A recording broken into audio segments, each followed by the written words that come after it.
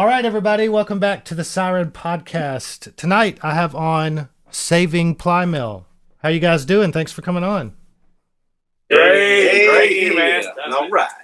Awesome. So, as we start, let's just go ahead and introduce yourselves and what you play. Awesome. I am Josh. I play guitar. John Pates, and I play drums Savin Plymale, vocals, guitar. and backup vocals. Got that. Yeah. And I'm Jeremiah Morris. I play the bass. Slap of the bass. Yes, a little slap here, Boom, boom, a boom. little caress. So, what exactly would you define your style as? Like your genre? Do you have a genre? Well, I would say it's kind of a rockier, soft pop rock. It's how would you describe? We'll play whatever. If somebody's we- paying us, we'll play whatever. The thing is, we play whatever, but it's more our original. See, it's such an old CD. That this was about, and back in '02, I wrote it. And so, the King Kong people were around back then, a lot of other little bands like that. That's kind of like who we sounded like with this new, band that we got. It's not like them, but it's sort of like that. We play bluesy or rocky stuff, and with the mixture of the pop rock, acoustic-y, electric. That's awesome. Yeah. It is exactly with a little bit, this writing music, to me, all my life, I played what people wanted to hear to get paid. Okay, it was a paycheck. I wrote a little bit of music here and there, but mainly, for the tourists. I lived in Florida for like 10 years, and we played for the tourists, whoever had the credit card, whatever song they wanted, But then I wrote a few songs along the way. I realized when I came home, people writing music was very popular. A lot of bands were hot and still are right now, but they're original, And so I was like, I'm not doing that, but I can do that, We were just a cover band, basically. So, I met this guy here at the music store, John. And I said, look, man, I had took a break for like 4 years, didn't do anything. And I saw this guy and I said, look, man, let's start a band, if you want to, I heard you pretty good.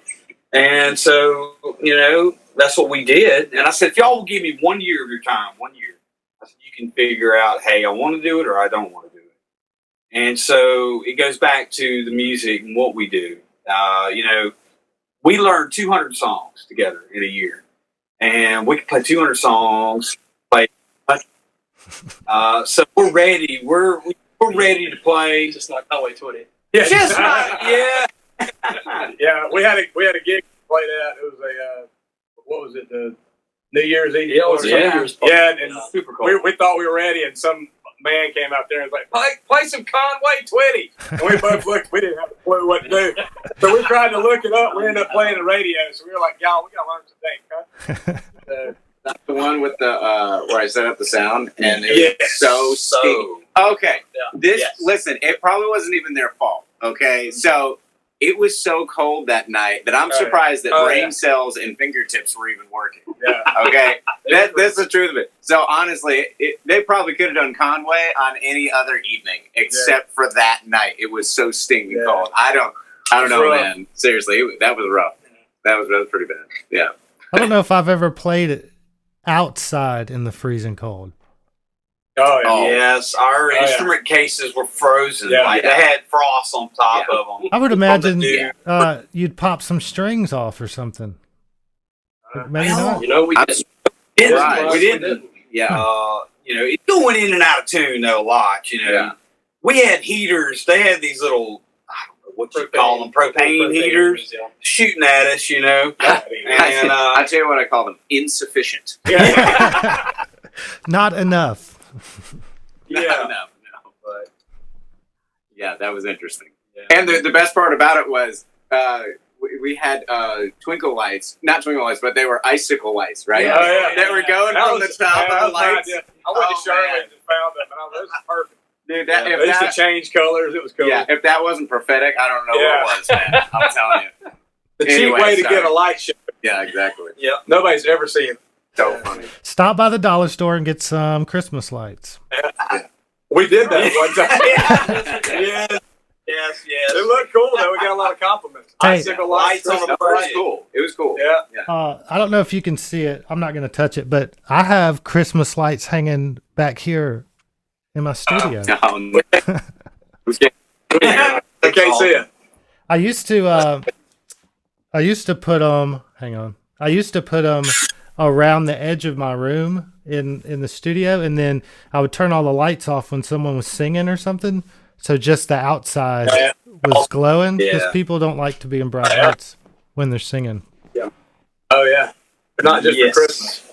Yeah, right. Set the mood. I don't think I've ever used Christmas lights for Christmas, to be honest with you. So, do y'all have any albums out right now, or working on one? Well, we're bringing back what he did. Bringing Plymale back. Almost 20 years ago. Yeah, man. He was sitting in the vault, music vault in the head. And I'm telling you, he found it. And he said, look, we were moving some musical equipment to where I'm living now from another home. And I had 2,000 copies of the CD there. So he was like, what are you going to do with these? And they listened to it. And I said, man, why are we not playing this? And I said, oh, it's just old stuff. But he said, no, let's play it. I said, well, all right. And so we did. We got together. They learned it in a week's time. Nothing. Real easy time to do it. And I said, guys, y'all really like it? Okay. And so, Josh, most bad to the bone guitar player I know. Incredible. I told him, I said, man, I would love for you to learn the lead licks, If you could do them, I could play acoustic guitar on it, which was meant for that. It was a band that I had, Solitude. That was the name of the band, Solitude. But now, Savin Plymale, but which we can get to that here in a minute why we named it that. But I don't know. Them guys, they helped me. So we started writing music, like I said, that new, giving 320, a shout out, a place you can go. 325th Street. Yeah. And a place you can go, nice. Shane, gave us a little opportunity to go in there. That is such an awesome place to go really and play your music. Awesome. And we had a great time playing there. And like I said, this original stuff, it's just really everybody's is focused on it. And I said, well, I need to focus on it. It's time, after so many years, you're not, and of course COVID hit. But anyway, so we had time to write music. And so that's what we did. And so I would give it like a rock, blues, kind of a funk, rock, pop, rock, art. That's about what it is. Yeah. So, I think you just named everything. Yeah.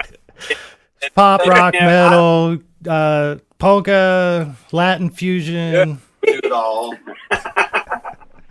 I honestly, what I like about playing with these guys is one of the things that's cool is it does feel like there's a big alt influence. Probably the time period had a bit of an influence on that. But the cool thing about it is that it's got some staying power, and that it doesn't feel old.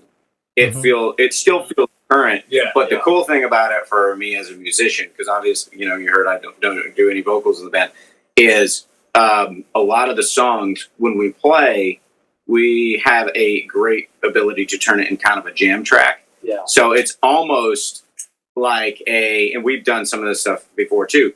The songs are encapsulated, they're in themselves, and they're great songs with great lyrics. But they have the ability to transform when we do them live. Yeah. Which is, to me, one of the signs of a well-written song and a very classic song is that it has the ability to transform into other things. And that's one of the things I love about it. Every time we get together and we play, the song, we can take it in any direction we want. We can keep it album, verbatim, or we can play around with some things and change the edges, or kind of take a different turn on the middle, and it becomes something that's kind of fresh and kind of new. Pretty much anytime that we play, and anytime we want to do something with it. So that's what kind of really is interesting to me about it. Not only are the lyrics solid, the music's solid, everything's great, melodies are fantastic. A couple of the tracks don't do what you think they're going to do, so it's a little unpredictable when you first hear it. It's pretty cool. I appreciate that about songs in an album.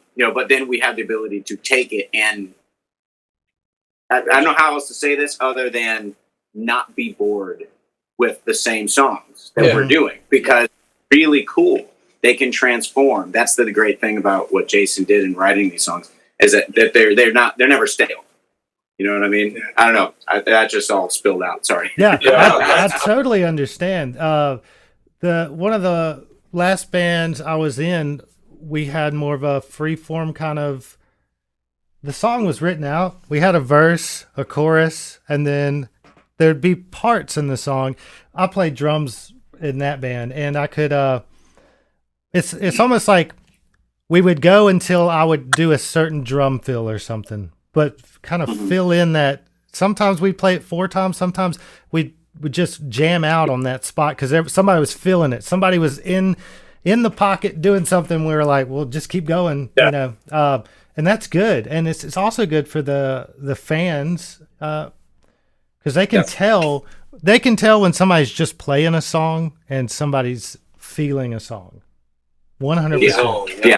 And that's what sets people apart from like, hey, I'm just playing a song and I'm a musician that really loves doing it. So yeah, that's awesome. I love that y'all are doing that. Yeah. Is that album out, or do you just have 1,000 hard copies in your closet? The album that I do have a lot of hard copies here at the house, but you can pick up some of the albums at the Emporiums, whatnot, the Carpenter Brothers Emporium, whatnot, downtown Ellisville. They sell them down there. And I will be having these for sale at the Laurel Palooza. We will have a little table and, a little merch, whatever you call cheap, it. Don't you see these anymore? But, I would love to get a vinyl one day. That's my, we will record and have them. Yeah. On digital or whatever you want to call it. Yeah. Yeah, speaking of CDs, I've had my car, I don't know, 5 years, and Chad stopped by the Night Butcher the other day to test out the network and stuff, and he gave me a CD, and I realized that like I'd never put in a CD in my car. I was like, do I even have a CD player in my car? Right. And back in the day, I remember when CDs came out, and I was like, man, you got to be rich to have a CD. And now it's like, what is this? Why are you giving me a CD? What am I supposed to do with this? It's so weird. I guess people said the same about tapes. So, right. Yeah, right. These things will never go away. It's awesome. It's got 2 sides. You can put music on both sides of this thing. I bought a computer recently because I was thinking that, for business, but also I was thinking my kids could watch, some of the old DVDs that we had that, were old and classic. And I bought it, and then we went to watch it. Don't even have a freaking DVD player. So I was like, what? I was like, I don't think I have a computer with a disc drive at all. I can't remember the last one that had one. Yep. Yeah, I don't even know that they make them anymore, to be honest with you. And if they do, it's probably an upcharge to get one put in. Yeah. Yeah. At this point. But I definitely different. Also, I can't remember the last time I used a disc. Yeah. Oh yeah, trying to use like a tape now. I'm trying to remember how to rewind the tape. Last time I just worked. The disc was learning this music. Like that's the first time, and I had to find a player to do it. I didn't own one. Yeah, I gave him a disc to learn it. Yeah, it took us a while. By the way, do y'all have a CD player? Well, I did. I thought I had a laptop. Oh God. But then, we set my laptop up. Remember the first night we practiced? I literally set my new laptop up, and I was like, "Yeah, dude, I got you covered." And that's when I realized it. I think was we couldn't play with it, and then we had to find one. I remember that. That's awesome. That's funny, man. I say I don't use disc, but I forgot about video games. Still use disc mostly. Yeah. And if I'm going to pay $70 or something for a game, I'm going to get the box, right? You know, give me the at least give me the box so I can have it. So absolutely. I want to be able to walk around and wave my $70 to the rest of the world Yes. if I want. Not like I forgot my password. I can't use my email. purchase. Yeah. I mean, what am I doing? I'm going to hold up an app. Oh, look, I have all of these. Like, that's not funny. That's awesome. So, let's get to the name. Where'd you get the name from? Yes. I mean, obviously it's your name. Yeah. Can I say this? Yeah, go ahead. I would like to say something about that because when he was talking about like what the music, you know, what you can do with Jason's music that he wrote years ago and all that. When you understand Jason's story and really where he's came from and where he is today, when you play the music with him and you're a part of it, it's special. It's not just playing something just to play it and, you know, and just to feel good when you play music. It's like, it's something deeper. And, you know, I met Jason. I've known Jason since I was little. I remember seeing him play like downtown Ellisville. I mean, I've played, you know, drums and music since, you know, for 22 years. And I can remember seeing him play downtown Ellisville, and it inspired me so much. I mean, you know, I was a good bit younger than him, but it was just, I remember seeing that and I was like, God, it's really good, you know, and it just inspired me. But over the years, I remember seeing him and I remember meeting him, seeing him one time. He always, Brent mentions this to me, apologizes and says, dude, I'm so sorry for not giving you a chance or something. I don't really remember it, but I just remember like seeing him over the years. And one time I remember seeing him downtown Ellisville, and I didn't realize that he was off into drugs and alcohol and was deep in all of that at that time. But I just remember seeing him, and I think I mentioned to him about hanging out or something, and I guess he kind of just shrugged me off. I don't remember that. But he always apologized and said, dude, I'm so sorry. I was a jerk back then. I was, you know, just in the music world. Then I got into drugs and alcohol, was in a bad place. I don't remember it. But I've been knowing this guy for a long time and always respected his music and looked up to him. And then, you know, I saw him in the music store and I didn't realize his story. But he told me his testimony. And he was just saying that, you know, basically, long story short, that, you know, he started playing music. He was in Florida, you know, playing professionally there. Two of his band members died, you know, which, you know, obviously that's devastating for a band, you know, that's doing really well. And then his, you know, mom and his brother both passed away from Huntington's disease, you know, and all that hit him. So it just drove him deeper into drugs and alcohol, you know. And then, you know, sometime after that, he found out that he had Huntington's disease.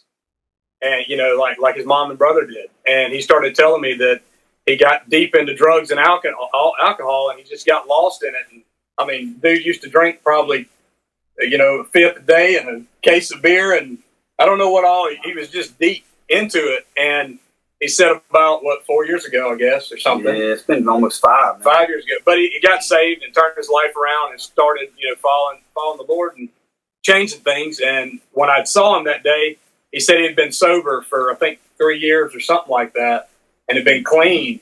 And just hearing his story of where he came from, and then he told me, you know, when we practiced the first time together, he was saying that, y'all, I'm pretty much starting over because he basically lost everything that he had built.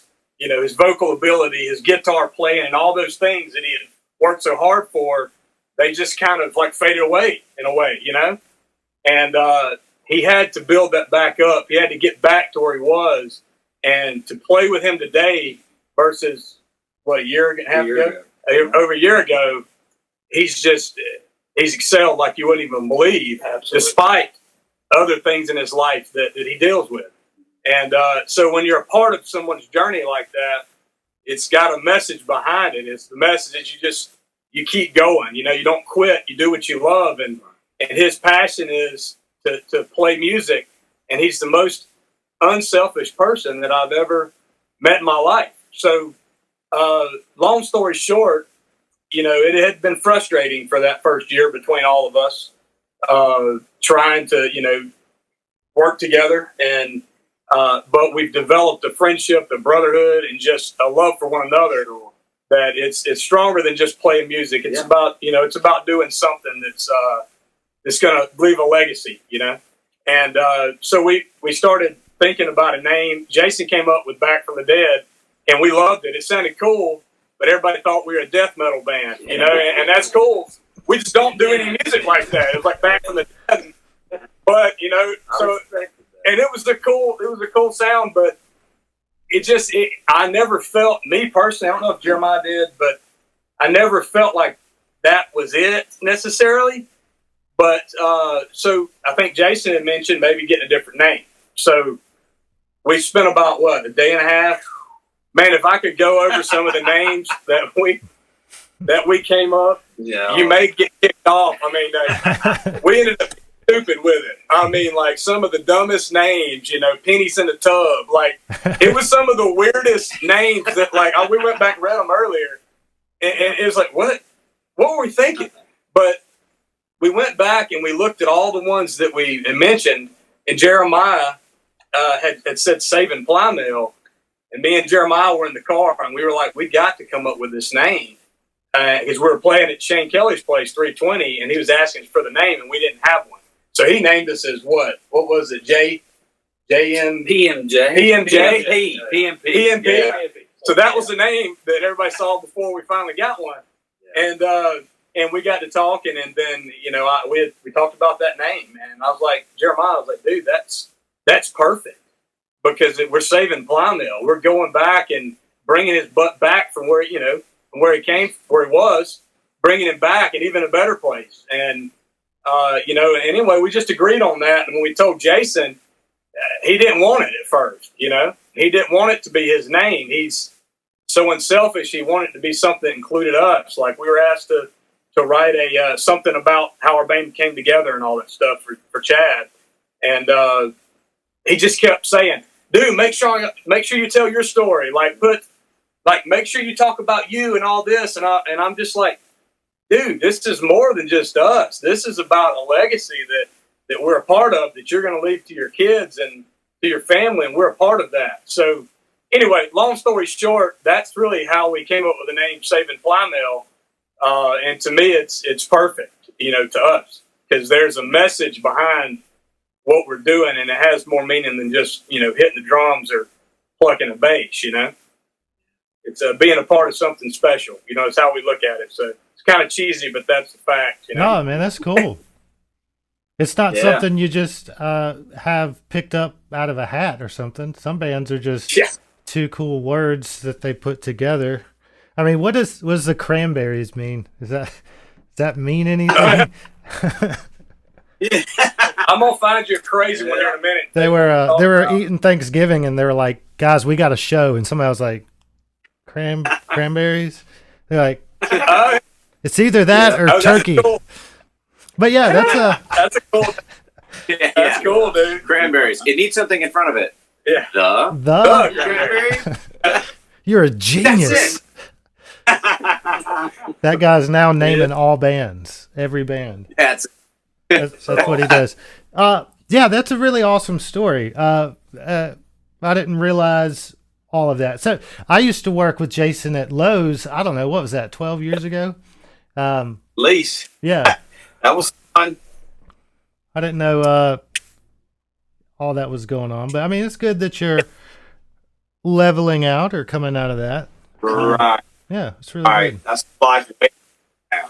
So, I mean, it's come a long way, and since then, almost 5 years now. So I've been sober for almost 5 years. So that's the number one thing in my life right now. God and being sober, family, God, family, and being sober, and music, We put that in there. No joke. I remember working with you, man. That was so fun. Yeah. You were such a nice guy, man, and I was like trying to get something together. But I had lost a good friend of mine that Robert Musgrove. He died, That was one of the people he was talking about, and Lee Roberts is the other bass player. 2 bass players died, and he died while I was working. Oh, he's a bass player. But I don't mean that on a laughing way. But I didn't mean it that way. No. But I had to take the ball and move on. And so I couldn't find the right band. And I just moved and tried. And I guess, this is it now. I found it. So I'm very excited, that we're together. And it makes me feel good anyway. They do all they can do. So I try to do for them what I can do. I give them my all. So I think band is brotherhood. Like you said, it's more than just picking up a guitar, singing through a mic. It's friends, it's brotherhood. It's they come and help me they drop everything they're doing, their families come help, and I do the same for them if I can, But they're straight up. So, old Jeremiah Morris, man, he is so talented. He play everything. He does everything. Yeah. Can you play? Can you play one of these? Ooh. I bet he could. Hey. What do you shake it or what? Yeah. You tap it? Yeah.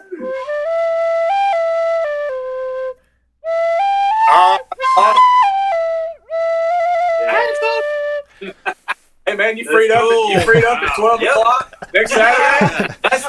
I'm gonna come rocking the penny whistles. What I'm gonna be doing? Yeah, that's a great name. Yeah. Come do it. That's awesome. Is that really the name of that? Yeah, it's a penny whistle. How about that penny whistle? Yeah. Wow, never. Whoa. Can you search for like somebody to play the penny whistle for you or something with your band? I mean, I've never heard anybody playing the. I like it. There's an app. Like, if you want to hire one, what do you do? It's called Penny Whistles Wanted. It's an app, and you can search for local penny whistle players. If you need someone in the key of C or D, it just depends. They have different prices. I love that. I love That's stuff cool. like. Yeah. But then it's in the same family of a flute, I guess, or what? Like It's like a recorder.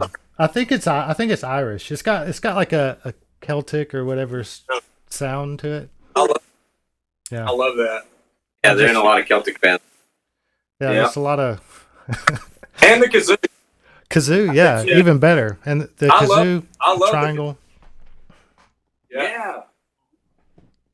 That's what we're missing. You need a triangle. Yeah. And a cowbell.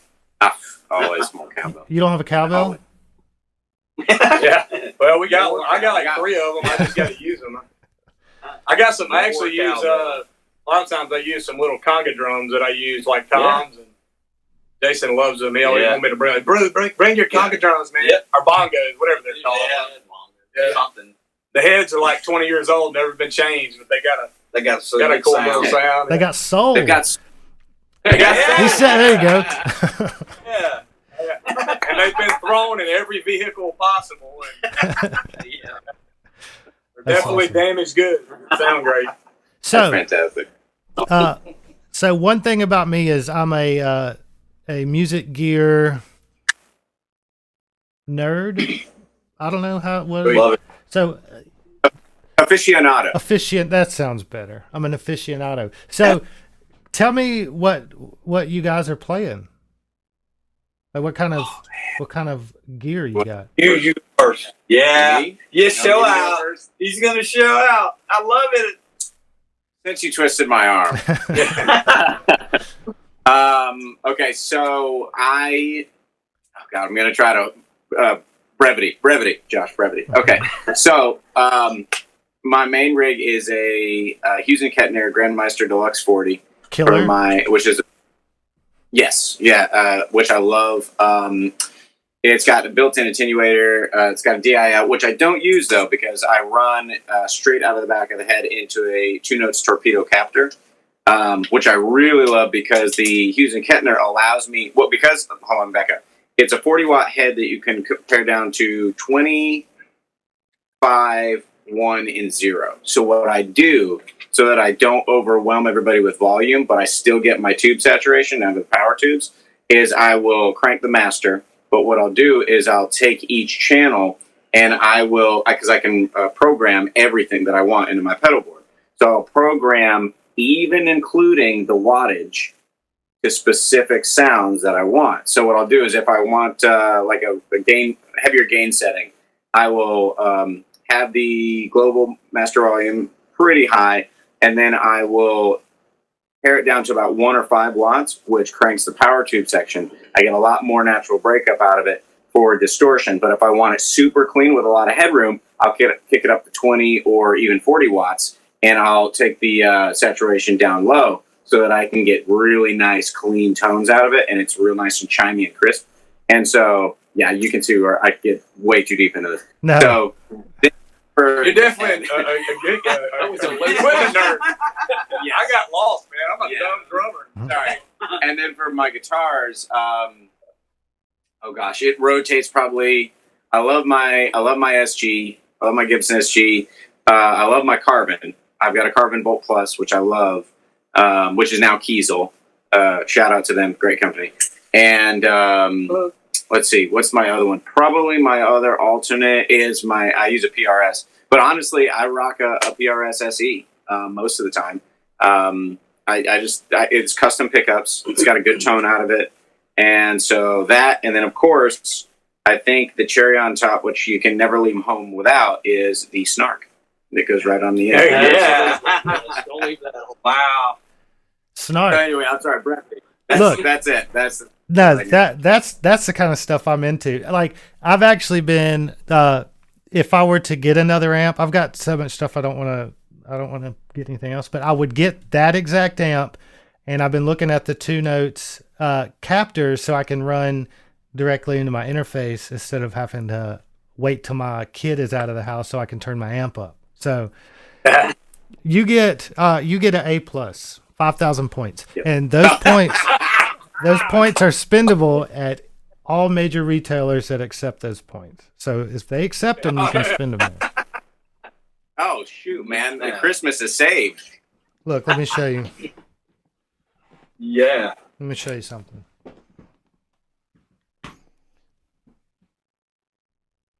I'm excited. I don't know what's about to happen, but I'm excited. Oh, yeah. Nice. And I know you have a black one of these, and let me tell you how I know this, because you took my spot when I left South Soul. Oh, what? Yes. No way, man. So No way. I came in and did a video for you guys. So I didn't know what amp you played, but I knew you had a guitar like this that was black. So that's how I... Sidelines, yeah. Sideline. Mm-hmm. Yes. Okay. All Crap, right. man. Yeah, absolutely. So we have the same guitar. Where, well, I guess yours Nice. is standard. Oh, yeah. Yes, mine's a 2017 standard. Yeah. Yeah. So Yeah. we're guitar brothers. Yes, absolutely, dude. Freaking love it, man. I love my SG. That's so man. That's my number one. Dude, I feel it. I feel it. It's awesome. Yeah. That one, and just because I show this off in every, I know it looks like I'm bragging because I am, because my wife bought me this. You're allowed. This is my Back to the Future guitar, my dream guitar. My wife bought me. Oh, yeah. Oh, I'm jealous. And I'm that's, so jealous. And that's a Memphis custom with the velvet. Nice. Wow, man. wow. Yeah. That's Awesome, man. yes. Yeah. Very nice. Yeah, Hey, she's is there a way pretty to add awesome. Right now. I didn't know she was Is there a going way to to get add the tearing effects on here? Like Yeah. a button where you can it. yeah. Yeah, so that's an awesome rig. I want to look at that at Lollapalooza. I'm going to put my eyeballs on it in real life. If you want to plug a guitar into it, man, Yeah. be my guest. I might do it. All right. We're So gonna be jamming out, and all of a sudden you're gonna hear like loud noise and plugging into the now, second channel. in the middle of the show, your guitar's going to go out, and all of a sudden you're going to see me over there plugging in. We're gonna be airplaying. I'll be like, It's awesome. So, Yeah. so who's next? We'll just go down the line. Mine?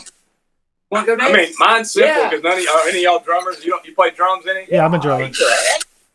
Yes, he's a drummer. Well, I started out playing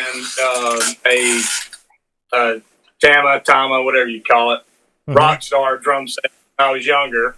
And then I got another little Pacific DW. I always had little cheap drums growing up Yeah. my whole life, that weren't so expensive.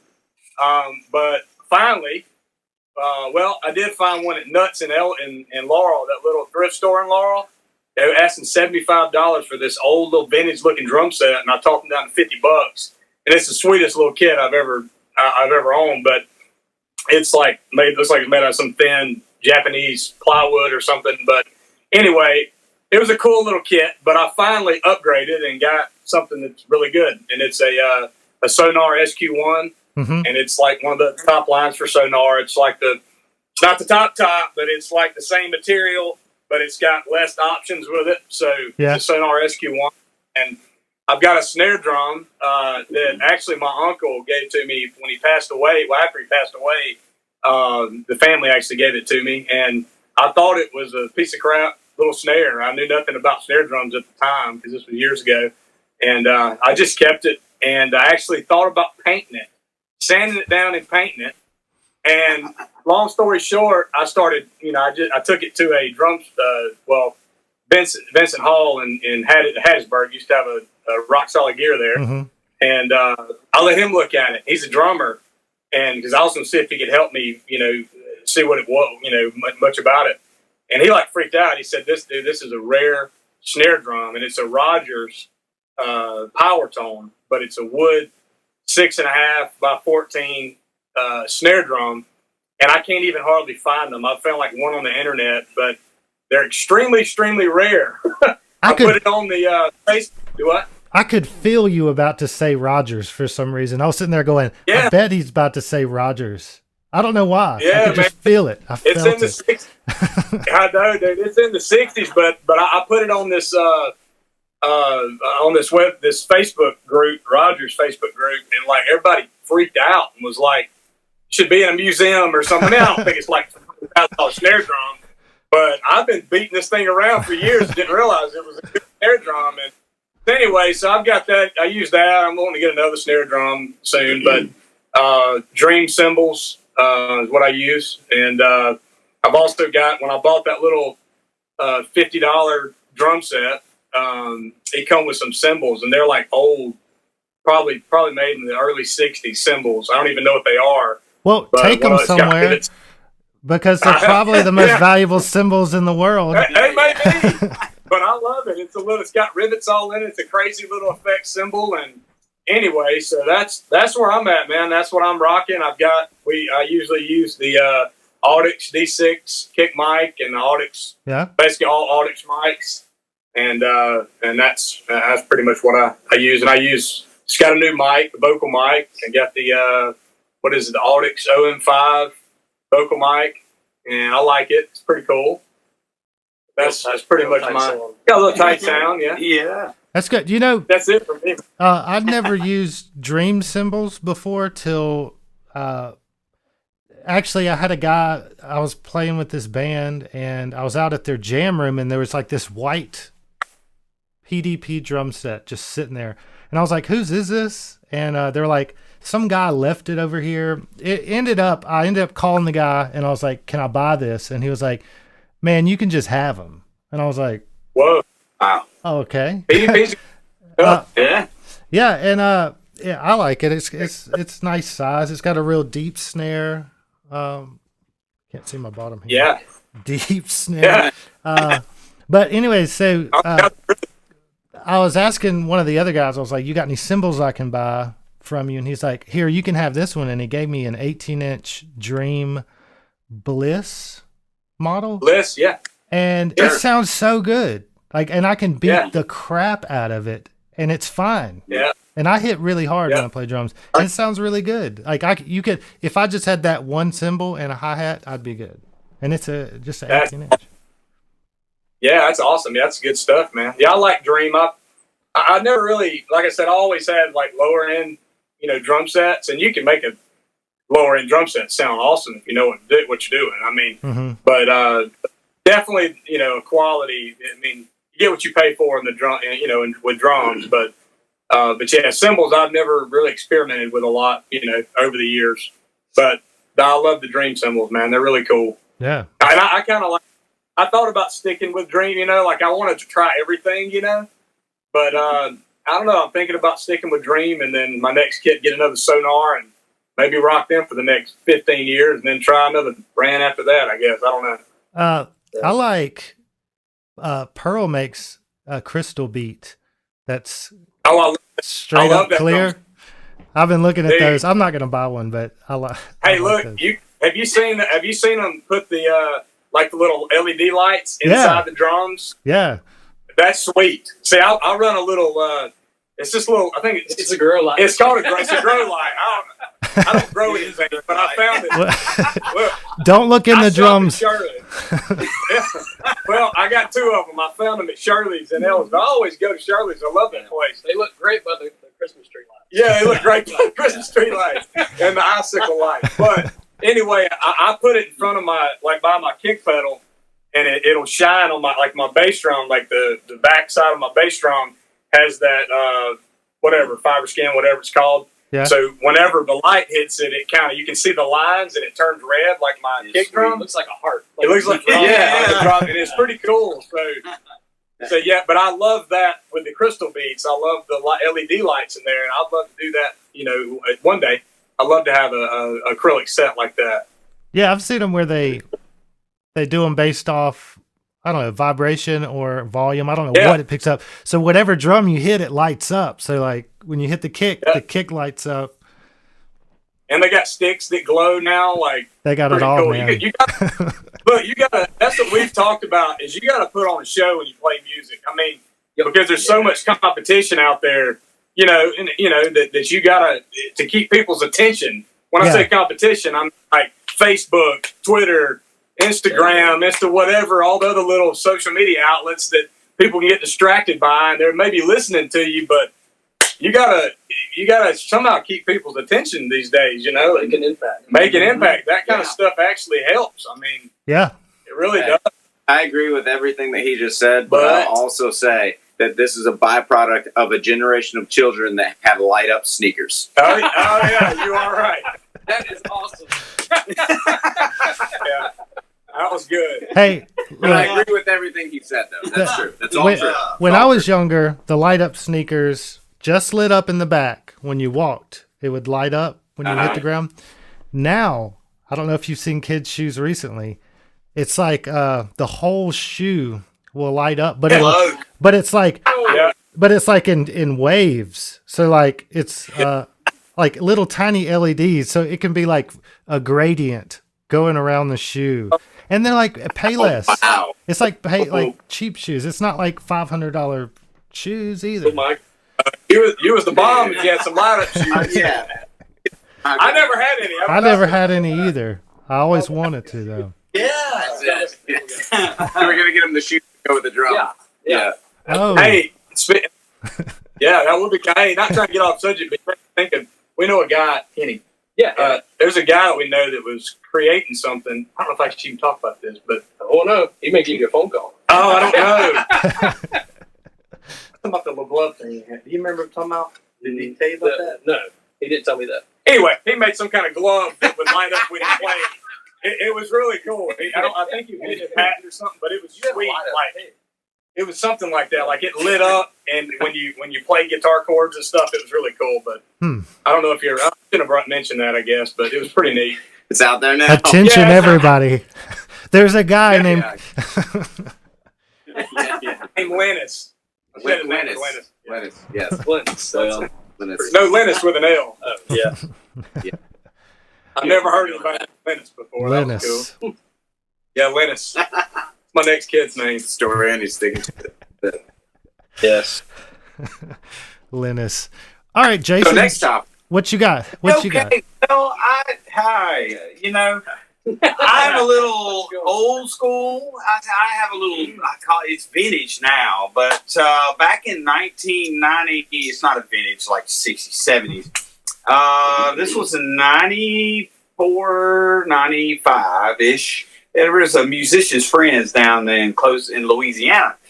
So, of course, I didn't drive then. My dad says, hey, let's go. You know, I had just a regular old guitar.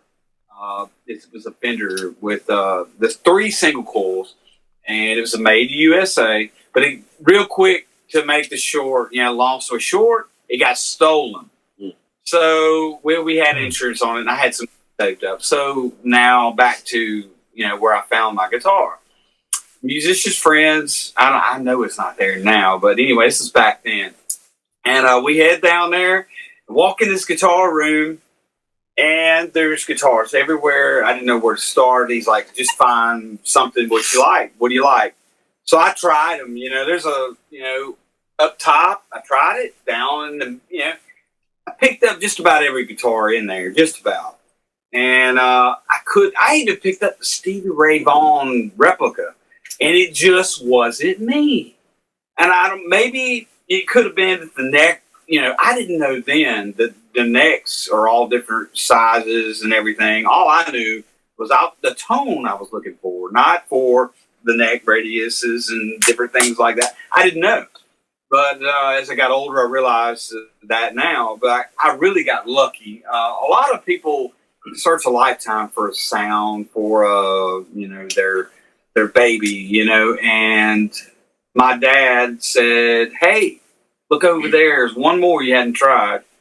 And so this, yeah, man. Matter of fact, I'll tell you I can look on the back of it. This is it. This is my baby. But this was hanging on the wall. And I picked it up, played a few chords, played some, I wasn't playing a lot of lead then. I knew a scale pentatonic. And I said, you know what? My goodness, it's got a real bassy sound. For Strat and everything. And again, I was just young, but I said, I love it. And it felt good in my hand, and went home, and I realized I found a jewel years later, and ever since, I'm real simple when it comes to sound, amps and things, different things, but I found my tone right here. I read something, I'm real Stevie Ray Vaughan buff, man. He's one of the guys that I go to when I want to just zone out and get some Stevie on. But he said that a lot of the tone comes out of your hand. And I didn't realize that. Really? So, because I'm such a, I'm in the pedals and gear and everything like that too. But basically what I have for pedals is I have a blues driver.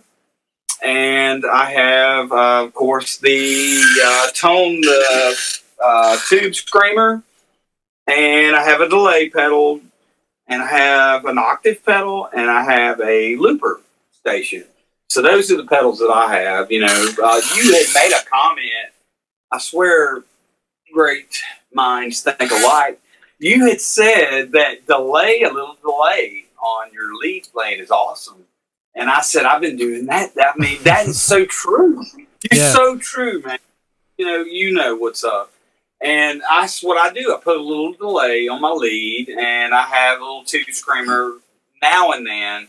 But I use my blues driver for my clean, my amp. My clean sound is a Fender Deluxe. It's just a 112 Fender Deluxe. And probably what actually was blessed to me by this man right here. It used to be his amp. And he said, hey man, would it be nice to buy tubes for an amp versus buy one? I said, yeah. So he blessed me with this amp that I'm playing through. And thank you, sir, again. And so I bought the tubes for it, and it fired up, and that's what I play through. I also have a Les Paul Studio, just a little, working man's Les Paul. But I have one of those studios, and those are my two go-tos. Right now, the Les Paul needs to go work on. It actually fell, and one of the strings dented inside the fret. So I got to go get it. Yeah, it's a bummer.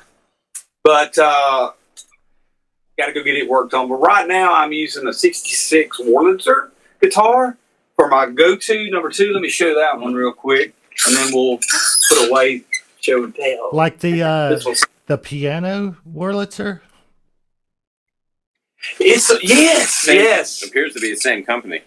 Yes, Wurlitzer. This is a night. Speaking of I have one of these too. Snark. And I'll explain.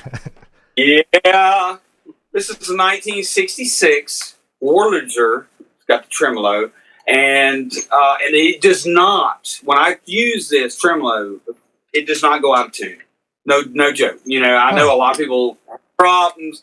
They have problems with now my Strat that I have. I think it's a 97, but it had the tremolo, but I had it slammed. And I said, because I was losing the tuning and everything, I'd stretch them. And I said, I don't want it slammed. So I got it slammed. But this one, of course, I would never do. This is my 66 Wurlitzer. This is the oldest one I have right now. It still has the original hanging tag in the case with it. And it has never been painted. It has checking, though, on the back. Where there's some checking and stuff where it's been, which they say checking is okay on the paint. When, as it gets older. Prefer that. Yes. This, I had a 64 Mustang, Fender Mustang. I had to let it go because I needed some money. We'll never let these go. These are all going to go to my family when I pass on and go to the Lord. So all these will be with me for a long time. But this is my number 2 right now until I get my Fender. That guitar is awesome. I want to play that guitar. You can, yes, of course. You can. Let me. So my gear's really, really short. So. Let me say this, and real simple. One thing. Let me show you one thing.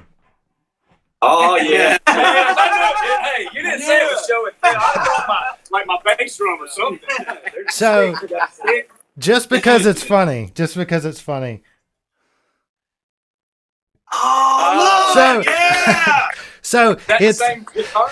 It's not the same. This one's got 3 singles. Yeah, single core, 3 singles. Yeah. This is that's beautiful. The Roland version with the it's MIDI. It's got a MIDI pickup in it. Yeah, so you can make.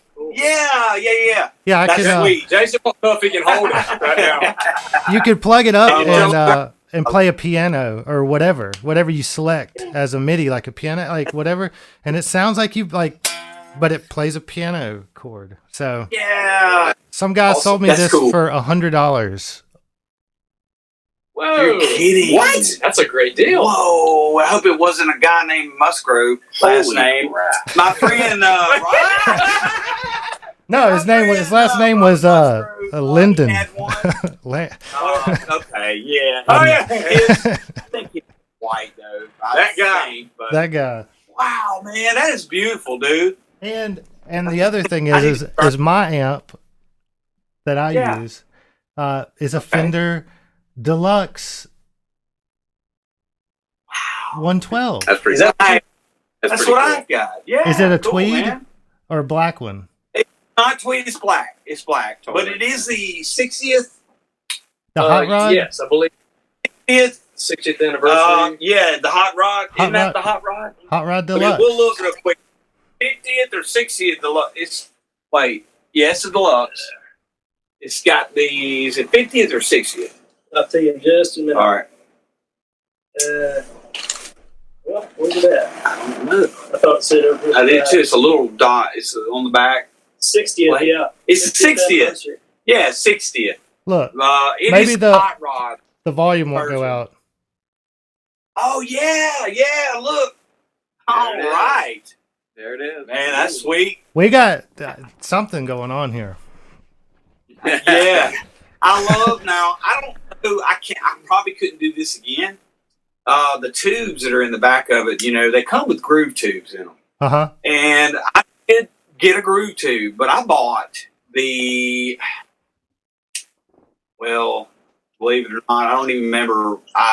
Anyway, I was looking to them and they did not match up. I called Sweetwater and I could not find the original ones that went in it.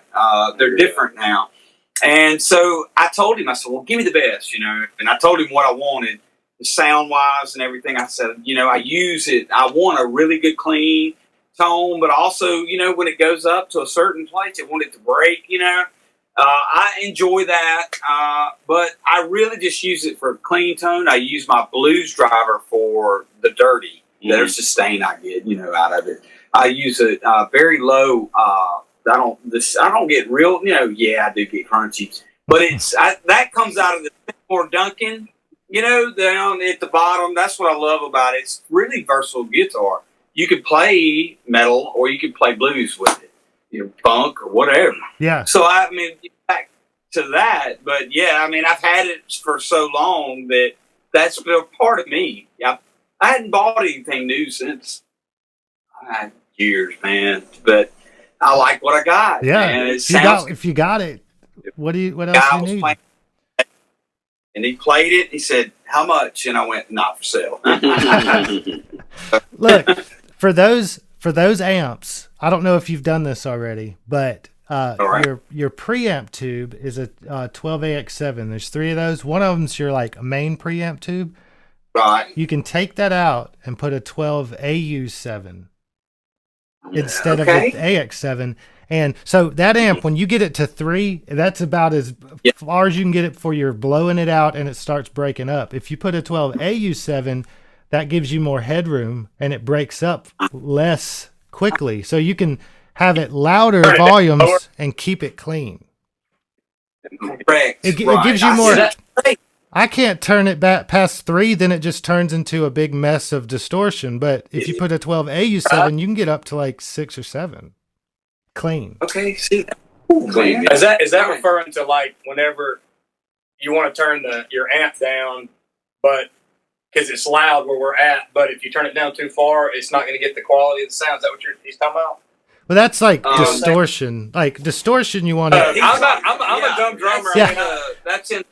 There's a place where guitar, when you got an amp, you want to turn it up to get the full effect of the amp because you want to drive the tubes to get a saturated crunch distortion tone, and that's usually got to be super loud to get your power tubes high, like he was saying. Yeah. But for a clean amp, any kind of clean, even old Marshalls, they didn't have a master volume, so once you start turning your volume up, it just gets louder and louder and louder, but then it starts breaking up naturally through the tubes, cause it non-linear harmonic distortion is what it's called. It starts distorting the tubes. But if you put in that lower powered 12AU7 tube, you can turn it up louder and it stays clean. And you have more of a choice of where you want your volume to be. Yeah. Just look it up. Just go type in YouTube Fender Deluxe 12AU7. Yeah, It's $12 for one of those. $12. Yeah. Wow. Okay. I'll get one. And there's a couple of companies online that actually do sell whole packaging kits for tubes to actually make your amp that ish. Nice. You know what I'm saying? I almost did that with the Hughes and Kettner because there's 2 companies online which we're not going to plug anybody here, I guess, right? But who do that? They make packages of tubes to get your amp to sound sort of a certain way over another way, and they give you the option to. I could have turned the Hughes and Kettner into Stevie Ray Vaughan Central, or I could have made it almost clean jazz, the whole thing. It's really weird because that's not what it was made to do. Yeah, right? Not what it's made to do. But they have packages to do that, so it's really cool what you can do with the tubes of an amplifier and really custom and make it your own, Yeah. And it's just, anyway. Can y'all see this? Right. Your finger? Yeah, this amp right here. Yes. Yeah. Is that a That's an Egnator Rebel 20, and it's got a tube select. So it's got 6L6s and EL84s power tubes. So you can do like the British kind of brighter tone distortion and then put it on the more American style 6L6s or blend them in the middle. That's what I used in South Soul. It's a 20-watt amp. So I would just turn the volume all the way up and then turn the gain to get actual volume and then run pedals. Right. No, I know exactly what you're saying. It's so funny. I've always personally preferred a 6L6 tube for the sound that I have in my head, but I recognize that a lot of other people have gotten sounds that I love from other combinations of tubes. So I always love hearing what other people do, because if I like what I'm hearing, some people are purists, right? They want this tube with this thing, with that thing. And I can respect that. I really can, because that's how other people got the sounds that I love, listening to. But, but I like listening to people who do things a little bit differently, who have different setups than me, because it always expands what I'm doing. But at the end of the day, when it comes to a clean tone, man, I love the 6L6. Ironically, when it comes to distortion as well, because what you can put in the preamp section, I love a 6L6 in the power amp section, and it's just a really, really cool. I don't know the science behind it, but it's just when you hear something that that's it to me. It's like home. EL84s will give you like more of a higher mid type thing, and then 6L6s have a real nice solid. To me, I prefer a 6L6. They sound more solid and like almost gives you a good low chest feel. If it's loud, it's hitting you in the chest. EL84s more kind of hit you in the neck and head. That's a weird way to describe it, but no, I think that's appropriate, though. I think that's appropriate. Yeah, for sure. Yeah. Hey, Jeremiah. All right, Jeremiah. You gotta mention after your bass. You gotta mention your baby. Oh, he has a baby. He's got something. No, you may not need to. Hey, if you tell him, he may plug into his amp, steal his guitar, and then take yours. So you may want to be careful about it. But as far as my bass goes, I'm playing a Paul Reed Smith SC. It's a Kingfisher bass, and it's really nice. I didn't realize they made basses. Yeah, they make some great basses. I've got a classical background, so I kind of wanted something that could produce tones that were not going to be lost in the mix, And I think it's kind of made for that, kind of like a funky. It's got a lot of funk in it. I guess I could say it like that. Good. But going through a Bugera BXD 15A amp. It's a Class D 1,000-watt power amp. So there's nothing, nothing fancy. That's all I'm working. And your strings, dude. You got your strings on there. Well, I tell you, I started using Labella tape wound strings. They're actually nylon tape wound, so they sound sort of like an upright bass. Doom, doom. Yeah. And don't know if I'll stick with those. I'll probably go back to the DR Pure Blues. I think I'm in love with those. Yeah, but Pure Blues or DRs are great. They are. They really are. I enjoy those. So Victor Wooten uses, right? Yeah, Victor Wooten endorses. Does he really? Yeah, I taught him how to play, actually. I gave him 2 lessons. He went from there. Awesome. But it's solid foundation. That's great. Right, but the guitar that John was mentioning earlier is my 1956 Stratocaster, and I inherited that baby from my great uncle. He played country music and back in the day, and had it in the closet for years and years. And after he passed away, my great aunt gave it to me. She's like, it needs to be with somebody who can play it. So I've been trying to keep that one alive.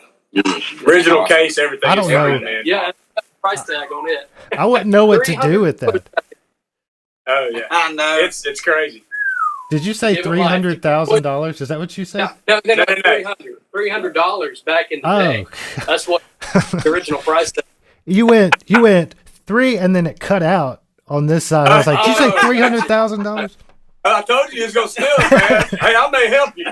Hey, We'll work together on this one. speaking of 1956 Stratocasters. No, you're not. Man, this dude had dream symbols. He had his stuff, your stuff. I mean, I know. You've been stalking us. You've been sneaking in our house. I used to have a problem with buying and trading gear. Like I'd go and buy a guitar and then like for $100 and I'd trade it for like something that was worth more, and then ended up just collecting a bunch of stuff. Like that Egnator right there. I traded a tube screamer for it. What? Yeah, some guy was like, Okay. it was one of the.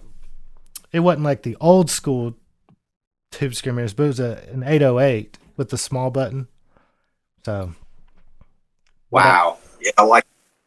So. I'm. If my jaw's not on the floor from that, it should be. I mean, honestly. I mean, don't get me wrong. Tube Screamer is classic, but that Ignator is, in my opinion, you got a good deal. Yeah, he was like, I don't play it, and I was like, well, okay, I'll take it. Yeah. I would.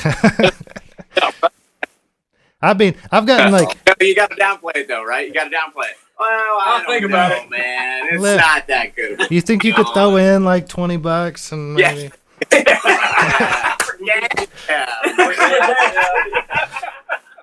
You don't happen to have a Dan Electro pedal, do you? I was looking for the one that's shaped like a car that's got. Yeah. Yeah. That's awesome, man. So you guys got some pretty good gear. Yeah. We have fun. Oh yeah. Yeah. And then we got lots of. Oh my gosh, we got a lot of PA equipment. I don't even know where to go with that. So I don't even know what We have plenty. We have plenty. Yeah. Speaking of plenty of PA equipment, I have you imagine I got a little tiny PA. It's like I bought it for my wedding so we could talk into it. Yeah. Can't play a show with it, but Yeah. What's your thoughts on the what is that we were looking at getting for like small gigs? Was it the Bose? Was it the Bose? Bose Towers? The Bose Towers with the little Yeah. tiny tubes.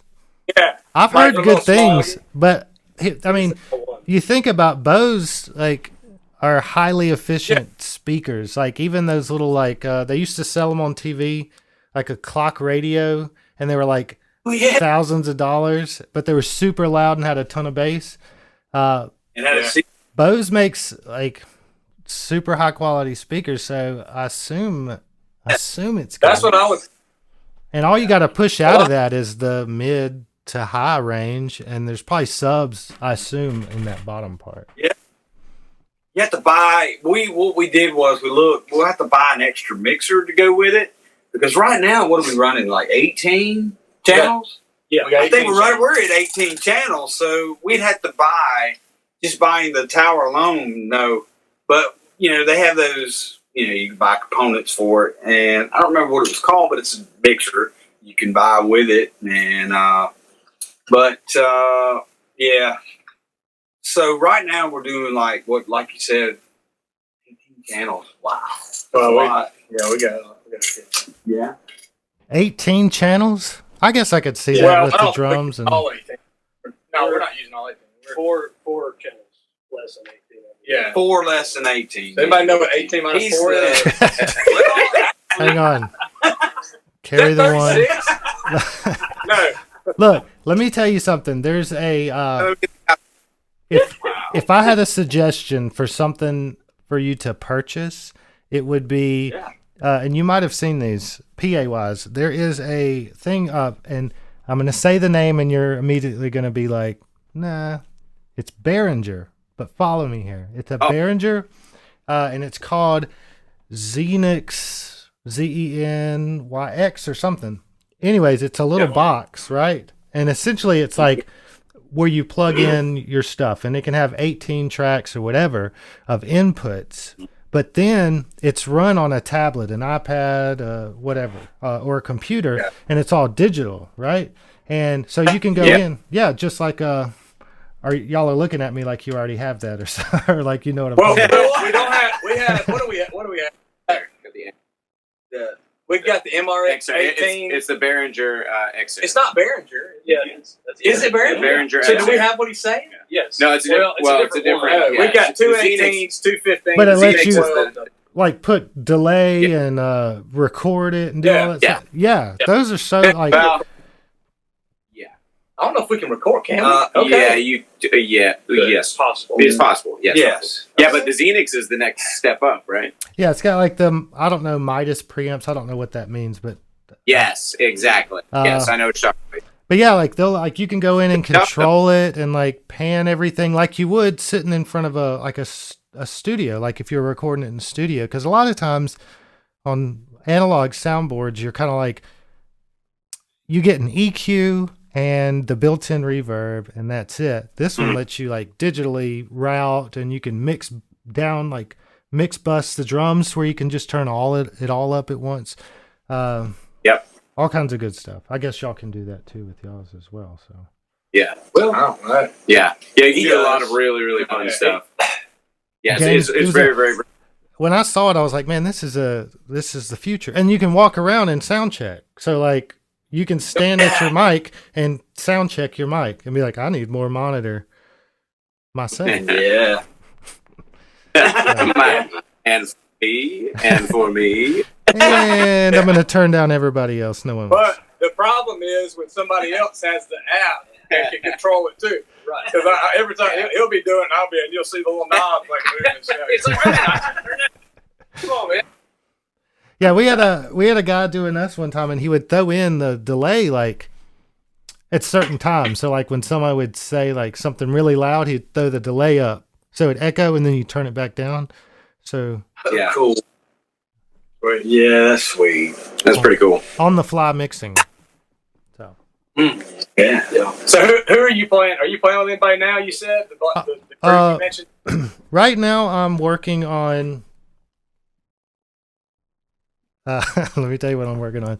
My guilty pleasure and what I really enjoy doing, and not a lot of people enjoy this. I like taking hip hop rap songs and turning them into rock versions. So I've been doing that recently, but I'm also playing with a band called Nothing Faded. They're from back in the day. So I'm playing guitar and synth with them. Is it still the same? I'm sorry, the delay thing. The guy that used to be in the band years ago. Is it the same members? It's not all the same members. It's Not all the same. the singer and with the screamer singer, the front man, Cabe, and Brett, the bassist, are still there. Okay. What's the other guy? Okay, I remember used to know one that was in there. Okay. Yeah, I'm looking forward. So y'all are playing No. next week. Oh, no. I was waiting for Brantley. Wait for okay. I was thinking Nothing Faded, but dude, I remember Nothing Faded back in the day. That was legit. They're all the way Brantley. That was some good it's bands, awesome. man. That's some good bands, man. Yeah, I played drums with Waiting for Brantley for a year or two back in the day. So cool. Yeah, I'm good friends with Eric Johnson. He's a good buddy. I'm playing with that. Eric Johnson? Yeah, he's back on. I had them. He was on the show a couple weeks ago. I had Waiting for Brantley on. Yeah, that's cool. It's good people, man. I'm looking forward to it. Yeah, it's gonna be fun, man. Where are we playing at? I don't even know. Is it at Chad's place? Yeah, it's at the Night Butcher. There's a stage in that patio area out back. Yeah, that's the one we played on before, wasn't it? Yeah. Oh, okay, yeah. And I think And is that are they doing the like all that's provided? And stuff? I guess y'all know that. I just didn't. Yeah, we had to fill out one of those Affidavit. affidavit. We had to fill out and it talked about how many how many mics Oh, you okay, need, cool. and Right. how long. That was cool. Yeah, And they have, I sent it back. Mark Black's doing the sound. What? Wait, Awesome. Nice. He's in the sound. Mark is awesome. Mhm. Yeah. Oh, good. I really want to record with him one day. Oh, Mark's excellent. He's good. I didn't even know. Oh, I know. Everything I've ever heard is come out. It's good. so awesome. It's good. Look, I had him on my show like I don't know 2 or 3 months ago. You can listen to him talk about his process. It's pretty interesting. So Yeah, no, it's awesome. I had him record vocals for us one time, and the vocals turned out amazing. They were just excellent. So yeah, I love. He does great. I think we recorded there, didn't we? Where's that? In Mark Black's place. Oh, I don't think I did. I think I did Went one. to what's his place? I had James, he's here. It's right down the road. the band that's playing last at Laurel. They were on. I had them on Tuesday, Robbins and Lawless, and they said that they knew Mark way back in the day, and he played in a Rush cover band playing bass, and they said he could hit it and do it all. Yeah. And That's cool. You know what he played in that cover band, right? What? Well, I think, okay, don't hold me to this, but I know this is what he normally played until I think the poor bass had an injury. Don't hold me to this, but I know he played it because I played with him while he played it, and that is a genuine Rickenbacker bass. Wow. So he used to play. Yeah, dude. He with it a couple times. But yeah, dude, Mark's good, dude. I talked to him too, actually. I believe it, man. All the great players. Yeah. Not like this guy. Well, No, you don't want me playing. speaking of Rickenbackers, Oh. I'm not Hey, I doing that wouldn't be joke. surprised. That joke's.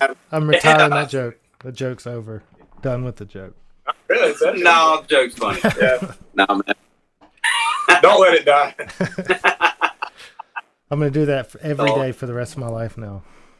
Yeah. Speaking of, so yeah,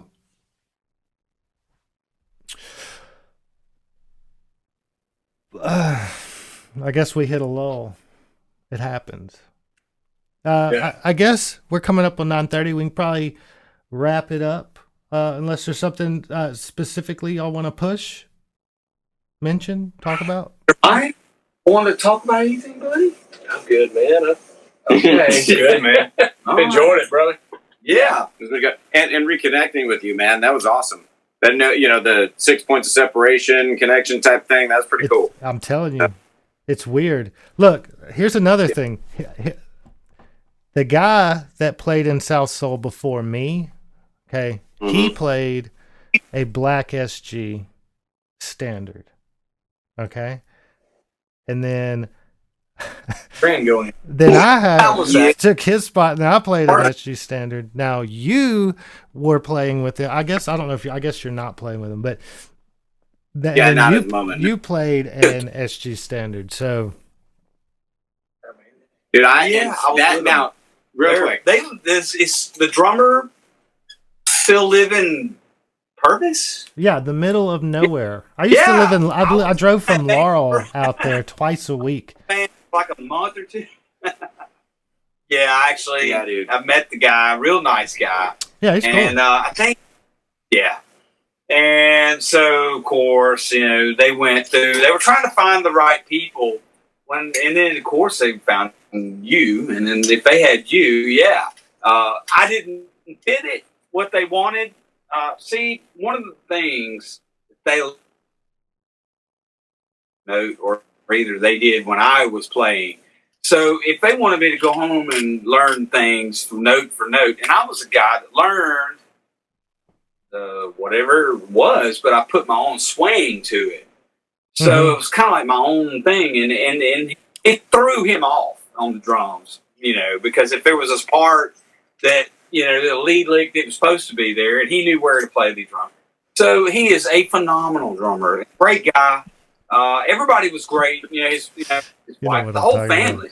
He had a job and everything. What are you talking about, Robert? I don't know what you're talking about. Y'all don't know anything about it. No, I had a great time being a part of that for however long it was. I don't even remember, but it was a long time ago. Yeah, but he's a great guy. That no, was that it was yeah. it was Long way to go. all about playing it that way. Play Yeah. it the way Wrong the with that. CD does it. I never did that. I couldn't do it. Me either. I think it was more just a way of keeping track of the song, which I don't necessarily agree with principally. Me either. Right? I don't really have an issue with that, really, because either way is fine for me. But that was really what it was. I think it was more just a way of keeping track of where it was so that things didn't fall apart. Right. Which is fine. Trust me, I am not disparaging either way. That's really all the gist of me. But yeah, is piggybacking off what we were talking about for the SGs. Yeah. It was so weird. I've owned 2 red SGs, and this one being the second one. I sold the first one not because it was a bad guitar, but because for something about it I didn't feel the connection, right? Mm-hmm. So I sold that SG, bought a Gibson Firebird, really enjoyed that for a while. Enjoyed it. It was a great guitar for what it was. Then I had something else that I had to buy. I sold that. I was working at Guitar Center at the time in Florida, and I walked in there. A buddy of mine who is now playing up in Nashville was playing guitar with me, and we were just doing something as he was teaching and I was teaching at the time. And I looked up on the wall. This was 2017. I looked up on the wall. I saw this red SG up there, and when I tell you that there was a halo that trying to that SG, I looked at it. I was like, "Huh." I'm about to go in debt. And thank God I worked there at the time. That's all I'm going to say. And so I pulled it down, and because it was up way high. I had him pull it down for me, one of the workers, because I was just a teacher. And so I started messing with it, and even left-handed, because I play left-handed. Even backwards, it was a righty model. I was playing, I was like, oh my, this is just phenomenal. I was like, everything just lined up. So I told my buddy, I said, dude, you got to do something for me. You got to play this guitar for me, and let me hear how it sounds. And oh my God, I still get chills. Listen to this. I literally turned around. I looked at the guys. I was like, left-handed. Yeah. Order me one right now. And I think it was a week later. I actually paid for it, and they ordered it for me in left-handed. Like I said, thank God I worked there, because you get the perks that come along with it. Thank God. And man, I'm telling you, I think the only thing I've changed about it is the strings. That's cool. It was an amazing guitar, and it really was something special. It really was, and it may be the only Gibson that I ever owned. Not because I hate Gibson, but just because it was just something special about that SG. That I found really, really unique. So the SG-dom, here is strong. My SG, I got it in 2004. It's a 2004 model, and so I got 2004, 2005. So I've had it that long, and I cringe when I think about it. But I've thrown it down on stage. I've dropped it, broke the tuners off. I've replaced the tuners on it, but I've never had that guitar set up, frets leveled, truss rod adjusted, nothing, and it still plays perfect. I've never done anything to it.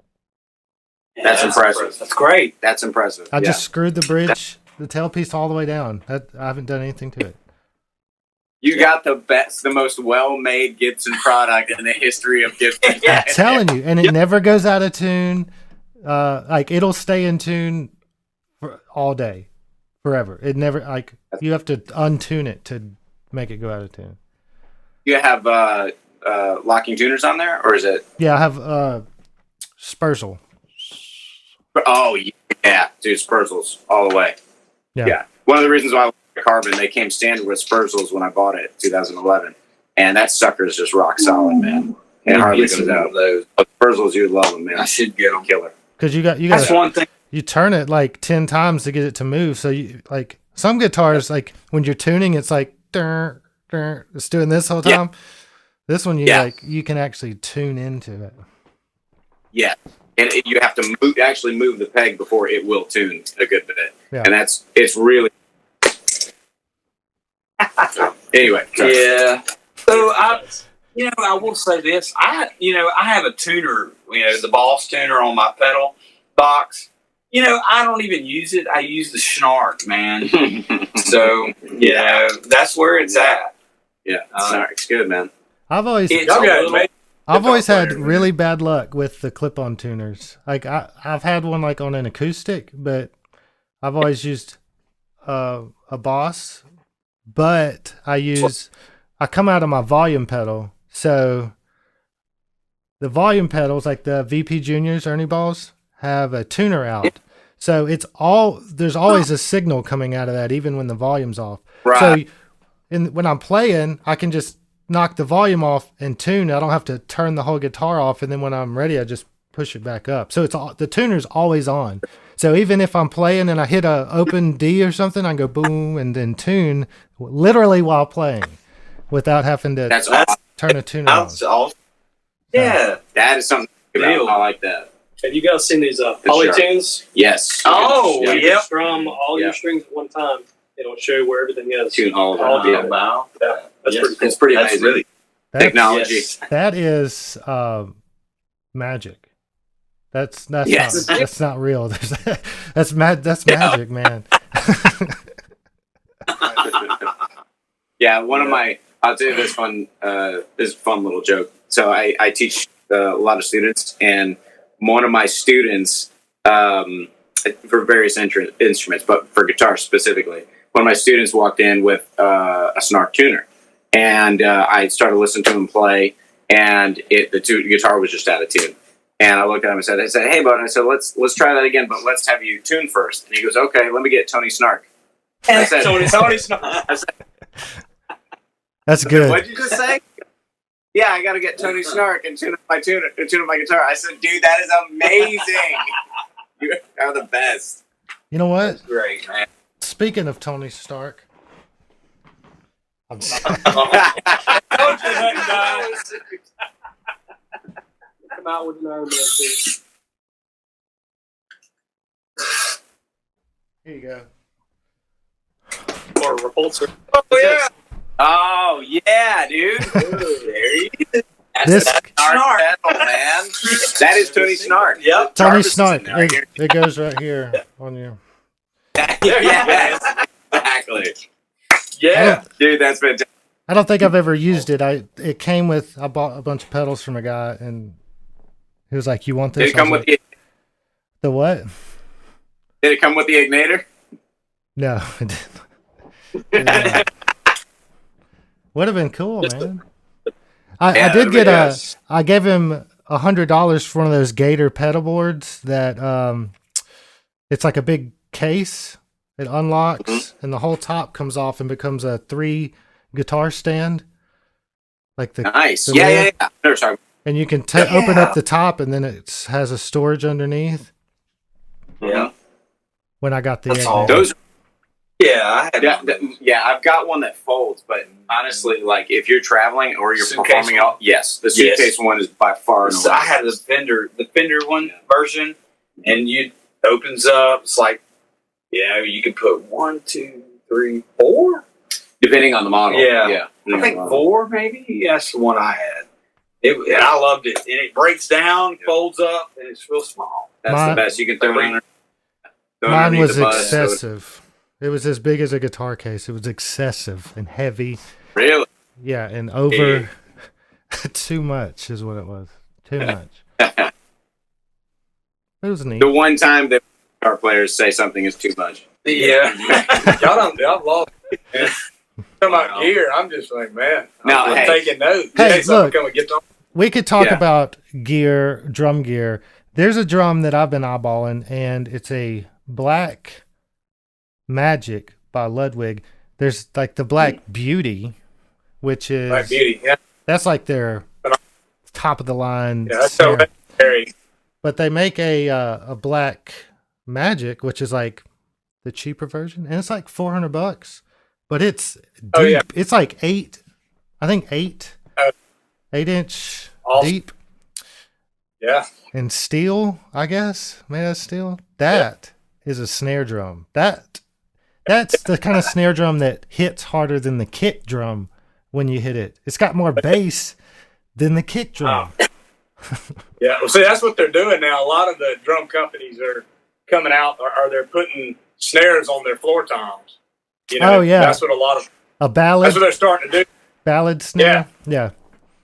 But dude, it's cool because it's like an accent. I mean, you can flip it on and off, and it's got that deep thump like snare sound to it, and it's really cool, man. They've got a lot of companies are doing that, and dude, love it. The drummer from Mississippi Shakedown, y'all heard of them? Yeah. I was talking to them, and he said he was going to do that to his floor tom. He was going to make it into a snare drum. I don't know if he ever did it, but I was like, dude, that's... Yeah, he's like me. He started it a year ago and never finished it, probably. That's how Dude, I've got so many like drums with holes in it. And some of them I can't even figure. I got like a suitcase drum set I started on, and it's just, it's never ending. But dude, one day I'm going to do it. Look up. There's no way I can explain this to you unless you've already seen it before. But there's a thing called a farmer's foot drum. Okay? And it looks like a pedal board. And it's got little feet pedals and stuff on it. And it's got a snare drum, a kick drum, cymbals, like you can put a shaker on it, and it's got real sticks that move. And look it up. And it sounds like a drum set. And people play guitar while playing it. I think they had that at the NAMM show. I think I remember seeing. Oh wow! Yeah. Technology. Okay, that's crazy. That is wild. That's wild. I've never seen that before. That's nice. Yeah, it looks like it's going to be. There's guys that they'll play like on the street with it and stuff. Dude, that's perfect. Yeah, that's pretty cool. Yeah. Okay, yeah, I seen one similar to that, but it was at the NAMM show or whatever. I don't know if they do NAMM show for like guitars. Is that the same thing? Oh yeah, Yeah. Absolutely. I shows up every once in a while. Hey, seriously though, let me just say one thing. Aside from being a phenomenal drummer, who is in the pocket on time, always. I have to say his kit is fantastic. Sounds wonderful. So that's just my personal opinion, of course, obviously. But yeah, no, the kit sounds fantastic. Oh, for sure. I think what, do you use coated or clear heads? Actually, I use a coated on the top and on the bottom. Most people don't do that, but the reason, I got that from Benny Graham. He's a big, sonar guy. And anyway, I've got the Imperial coated on the top, Remo Imperial coated, and then I have the Remo Ambassador coated on the bottom. So basically, the coating, it's kind of like not muffles it, but it kind of helps it control, I guess you'd say, the overtones, I guess you'd say. Mm-hmm. But, some people are starting to do that. I tried it out and I liked it. There's a tone I've been trying to get on a floor tom, I don't know, forever. And I'm sure you're aware of the band Blink-182. Oh, yeah. Okay. Who? It's like these three guys. Anyways. But anyway, so on the song Always, I don't know if you've heard that song. They had a music video and stuff for it. But he has this floor tom, and it sounds like a thud. The most thuddy sound I've ever heard. I have no idea how he does it. I've tried coated heads. I've tried putting moon gels on it, taping it down, making it where you just barely tighten it. I have no idea how he got it. But that's my goal. That's the same way what Benny Graham does. So basically, everything's pretty much finger tight. It's pretty much what it is. It's finger tight, and sometimes they'll put like a little cotton ball, like a couple of cotton balls or something inside the drum itself.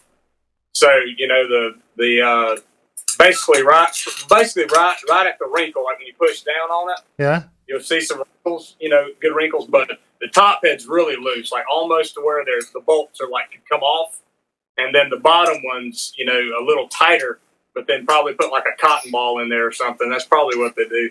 Dude, I've been trying to figure out tuning drums my whole life. That is the hardest thing. Like y'all got snarks and pedals. It doesn't work that way with drums. Let me ask you a question. Yeah. Let me ask you a serious question about tuning drums. And this is something no drummer will ever admit. And I'm going to admit it today right here on the Siren podcast. I cannot hear, and I'm a guitarist too. I can hear notes. Like I know notes, right? I cannot hear a difference when I'm banging around on each head. They're like, see, this one's higher than this one. Ding, ding, dong, dong. Yeah. I cannot hear the difference in those. I've never been able to hear the difference in those. I just tune it till it sounds good. And I've been playing since I was in 4th grade. Good. I can tell you this. I know exactly what you're talking about. But you can ask him. Like I can't tell you how many times I've said, "Hey, dude, what do you think?" I think it's normal. I really think it's normal because most people just get but I think I've gotten to where now because I'm the kind of guy that if I want to do something, I'm gonna do it all the time. I'm gonna figure it out and I don't quit and it'll drive me nuts, but I'll keep doing it. So you got to think if you take a head off and put it back on and do that, 10 times or versus 50 times versus 100 times, and start listening, you're going to eventually train your ear to hear that. But I agree with you, dude. That's what I was saying about tuning drums. I've learned that there is no right way to tune a drum set. Mm-hmm. It all has to do with that specific person and what they feel. You cannot, there's a sweet spot in each drum that you can find, but it's still dependent on that person. I mean, and anyway, but that's what I've had to deal with too, man. Because I could tell, but it's like I think what happens is if you got to think if you turn this lug, well, it's going to affect this lug right here, and it's going to affect this lug. That's what I'm so saying, you have man. to somehow get it. Yeah, you got to somehow get it balanced. So what I do is I find the 2 highest lugs, and normally there'll be 2 of them that are the same that are high, and I'll either try to get everything with those 2 or. Because it's easier to hear those higher pitches, Mm-hmm. And that's normally what I do. But it is hard, dude. I admit, because I know I can hear. I'm a vocalist too. I sing and I can sing in the in the right key. And but when it comes to that, I struggle with that too, man. That was It's like bong, I think every drummer does. Bong, bong. Yeah, bong. because it's so dang close. Which? Okay. You tune it up and it's like bong. Bong, bong. I don't know. It's frustrating, man. That's just me. I push my hand down into finger tight, push it down till there's wrinkles with a fist, and then tighten it till there's no wrinkles, and then let go. And that's how you tune a top. Hey, I'll tell you, a guy, Rob Brown on YouTube, does something that's really cool, and it actually works. It's really cool, but you get everything obviously like hand tight, equal out hand tight. And then what he'll do is he does stretch the head out, like some people used to back, years ago, they would stand on top of their bass drums and jump, to stretch out a new head, like it's crazy. I've seen people do that. Like Simon Phillips or whatever it is. Like they want to stretch it, I'll go straight through that thing. Yeah, that's what I was thinking, but I've never tried that. But anyway, you get them all tight, and then when you push down, you don't have to go in, he don't even go in like the pattern. He just gets them hand tight, and he goes around each drum, and he'll tune them to where they get tight, and then he'll turn it back. So tune it flat, turn it back is what he says. So he'll get all the wrinkles out where that thing's at and tune it back to where it gets a little wrinkle in it, and he does all of them like that to where it's right where it starts to wrinkle. And he does the front, the top, and the bottom heads like that, and they sound pretty sweet, He don't even do the tapping and crap. He just does that. Works. Yeah. Yeah. Drums are a whole different animal, man. You ever tried? Figure them out one day before I die. I got some triggers a while back. Some guy sold them to me for really cheap, and I put them on, and I was like, man, I can't figure these things out either. So, because you'll hit it, and then it won't get all your hits, or it'll register like 7 hits when you hit the kick drum. Yeah. Yeah. I thought Yeah. that'd Look be up good. the Yamaha EA. I think it's called EAD 10. 9 or something. I know it goes on I'm not sure. it goes on the kick drum. The bass drum. Yeah, yeah. I was been researching. I think that may be something cool, but Well, I don't know. that guy that just got real big on YouTube recently, and he's Spanish. He speaks. I assume it's either Spanish or Italian. I don't know what his name is. He has one of those on his kit, and it just like it triggers the kick and then mics the rest of the drum set somehow. Really I don't well. know how it does it. I don't know how it does it, but it sounds good. You can hear everything. Yeah. That's Just cool, clips man. on. Yeah, that's the real test. Because I hate when I lose. You lose a lot of nuance if it doesn't pick up everything. You know what I mean? And then otherwise, what's the point in playing an acoustic kit? You know? Yeah. But Yeah. it's just me. It's all good. We hit a wall again. It's all good, guys. Yeah, we appreciate you, man, doing water that. break. Really Water good. break. Hold on. Water break. We're Y'all copycat. Got water is my water. You got in your water, dude. I guess we can wrap it up. It's coming up on 10. We're at 1 hour and 47 minutes. Right. So That's cool. Do you? I don't know if you. This is okay to ask. Do you air this unedited or is it? I'll cut out the beginning part where we were talking about that super secret thing. Okay. Yeah. The Kennedy assassination. Yeah. It was I actually mean, it was Crap, actually man, you gotta edit that. man, now they're going to block it and put up a fact check on my thing. This has been proven to be mostly false. I'm bleep me out. Bleep me out. getting demonetized. It was Jackie. Jackie killed him. So watch. Oh. Watch it. Watch it. I'm telling you, go back and watch Jackie doing that video. Mm-hmm. Mm-hmm. Hey, nothing surprises me in 2020. Speaking of, have you heard of the Mandela effect? Mm-hmm. Okay. Have you heard of the one about JFK? No. Okay. Just real quick. So, how many people were in the car when JFK got shot? Everybody's seen the video, right? Yeah, Been a while. 4. There's the driver. Somebody was in the passenger seat, right? And then she and Wife and husband. yeah, we're in the back seat, right? Think.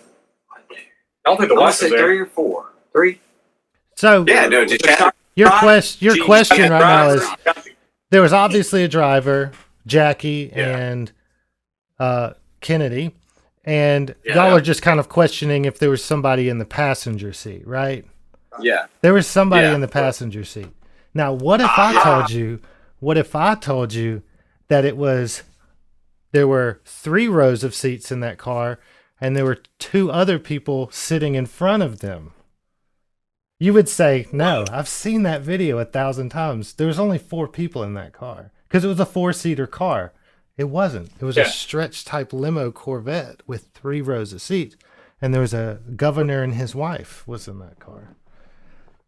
Wow. Okay. Yeah. How about that? And you're like, nah, that's not true. Yeah, It is. That's what I watch.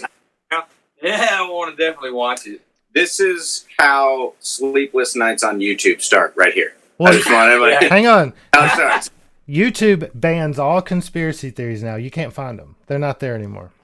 All you'll find is people making fun of these conspiracy theories, but not real. See, that's what I don't like. See, I like to say, someone's already said this is not original for me. Not a conspiracy theorist, I'm a conspiracy analyst. Yes, There you go. Okay. they're fun. That's, yes. Very, They very are fun. fun. Very, very fun to look Yeah, at. The Earth is have y'all flat. ever seen Silence of the Lambs? Yeah. No, not as an I've entirety. never seen that movie. What's I think I'm the I only think one. I What's- did. Oh, no. what's the most famous line in that Hannibal says to Clarice? Talking about, he says, like, Clarice, right? He says, Hello, "What? Clarice." Hello, Clarice." you're eating something. Yeah. Skin eating you. He was the main thing is hello, Clarice. Oh yeah, yes. Never said that in the movie. What? I never knew that. Wow. What's that? Where did we get that from? I didn't know. I'm telling you. Look, don't make me say it. We could talk about it, but if I talk about it online, people are going to think I'm a crazy person. It's just the conspiracy of. It sounds crazy. The Mandela effect. Look it up. You can explain it. Like, y'all remember the Berenstain Bears? Sure. Yeah. How would you spell the Berenstain Bears? Sting Bears? Berenstain. Berenstain. Bears. I think it's BERNSTEIN. No, Bernstein. Yeah. Is everybody in consensus that it's Stein, like the Berenstain with an E? Right. Okay. Yes. What if I told you it was the Berenstain Bears? STA. Yeah. Never heard that. Yes. It's always been the Berenstain Bears. It has never been the Berenstein Bears. Wow. How about that? Wow. I blame it on Bavarian fairy tales. Look, there's thousands of those. Thousands. I could go all day on those, but that's for another day. My favorite sentence in "What if I told you?" and